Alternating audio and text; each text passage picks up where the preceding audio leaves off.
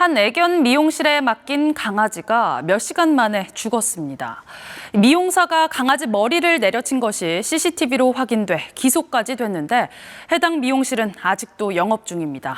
어찌된 일인지 김효경 기자가 취재했습니다. 경남 창원의 한 애견 미용업체. 애견 미용사가 4살 몰티즈의 털을 깎고 있습니다.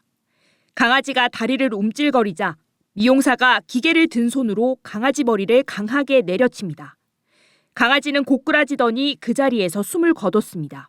얘가 그 자리에서 죽었다. CCTV를 이제 보게 됐는데 톡 친 수준이 아니더라고요. 강아지가 죽자 미용실은 1,000만 원을 주겠다면서 합의를 요청했습니다.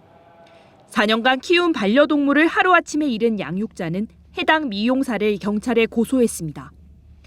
경찰은 동물보호법을 어긴 것으로 보고 미용사를 기소 의견으로 검찰에 송치했습니다.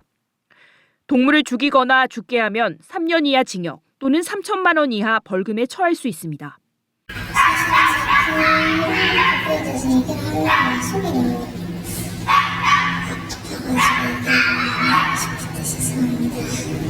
하지만 문제가 된 미용실은 사고 7개월이 지난 지금도 계속 영업을 하고 있습니다. 자치단체가 동물보호법 위반 업체에 허가 취소까지 할 수 있지만 재판이 진행 중인 탓에 행정처분이 미뤄지는 것입니다. 벌금 이상형이 나오고 집행유예가 나오더라도 결격 사유에 해당되기 때문에 허가 등록 취소를 할 수가 있다. 동물보호법 위반 혐의로 재판에 넘겨진 미용사는 다음 달 첫 재판을 앞두고 있습니다. KBS 뉴스 김효경입니다.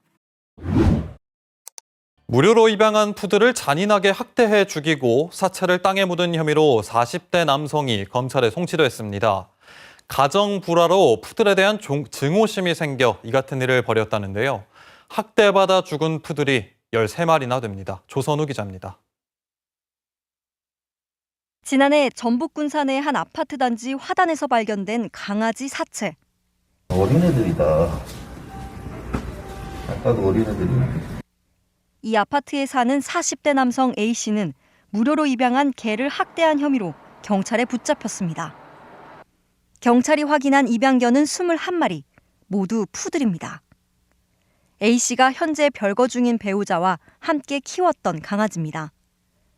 경찰 조사 결과 A씨는 가정 불화로 푸들에 대한 증오심이 생겨 입양한 푸들을 때리거나 몸에 화상을 입히는 등 잔인하게 학대했습니다. A씨의 학대로 죽은 푸들은 13마리로 확인됐습니다. 물을 먹이거나 야구방망이로 때려서 죽인 것으로 추정하고 있고 부검 결과는 사인 불명으로 나왔습니다.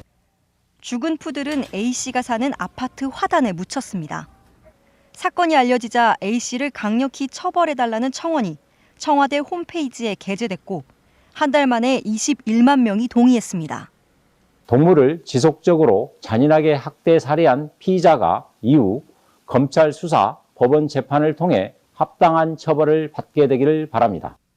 동물 학대 행위에 대한 처벌은 최근 2차례 개정돼 3년 이하의 징역이나 3천만 원 이하의 벌금으로 강화됐습니다. A씨는 해당 사건이 드러난 뒤 직장에서 파면된 것으로 알려졌습니다. KBS 뉴스 조선우입니다.